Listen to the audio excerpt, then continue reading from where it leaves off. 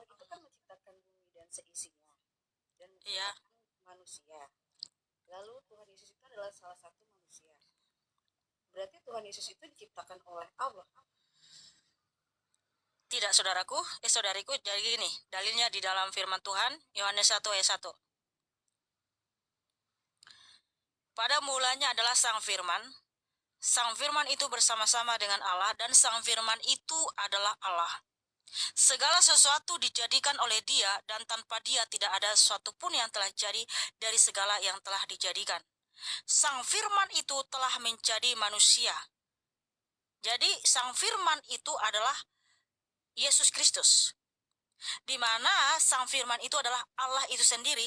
Dialah yang menciptakan segala sesuatu, dan tanpa Dia tidak ada yang jadi dari segala yang dijadikan. Ya, Yohanes 1 ayat 3.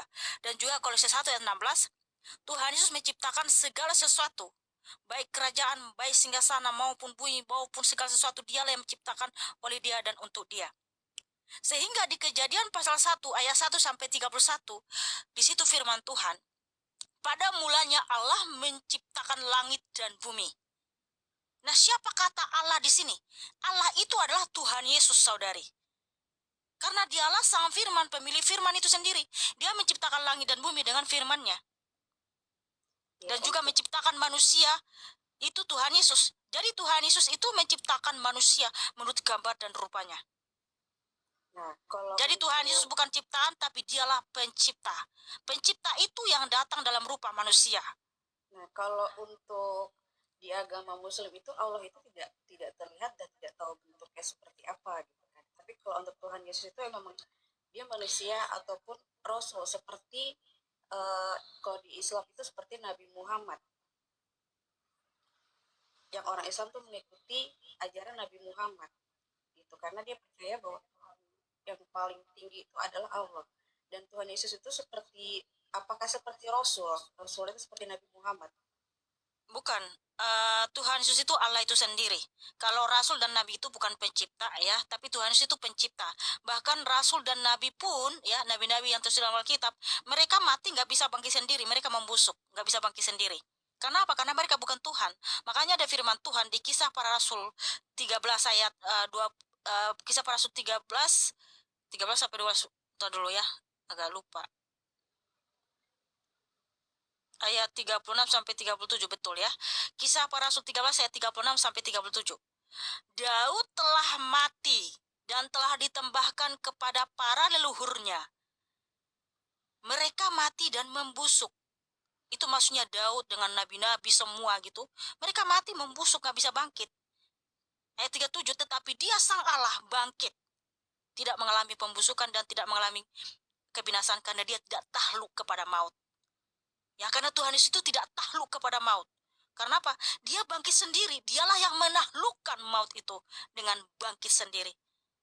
Kenapa Dia bisa seperti itu? Karena Dia adalah Tuhan Allah yang Maha Kuasa. Jadi nabi, rasul-rasul gak bisa bangkit sendiri. Walaupun Daud itu raja yang besar, walaupun Tapi Nabi Musa.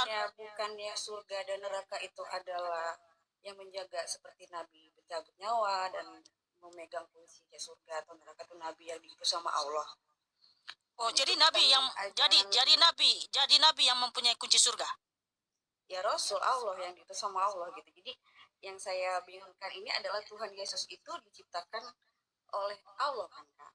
Sedangkan Allah itu yang kita sebagai jadi nabi itu yang memiliki kunci kerajaan surga. Kalau begitu ada nggak nabi yang menyatakan dengan tegas, ya, akulah sang jalan, tidak ada seorang pun yang bisa masuk surga tanpa melalui aku. Kalau misalnya orang Kristen itu meninggal itu nyawanya dicabut dengan siapa, Kak? Bukan, bentar dulu, kamu itu melebar ke sana sini loh pertanyaannya. Yang satu belum selesai, udah ke sana sini. Di mana ada, kan tadi kamu bilang bahwa nabi itu yang memiliki pintu kerajaan surga. Di mana ada nabi mengatakan tidak ada seorang pun yang bisa masuk surga tanpa melalui aku.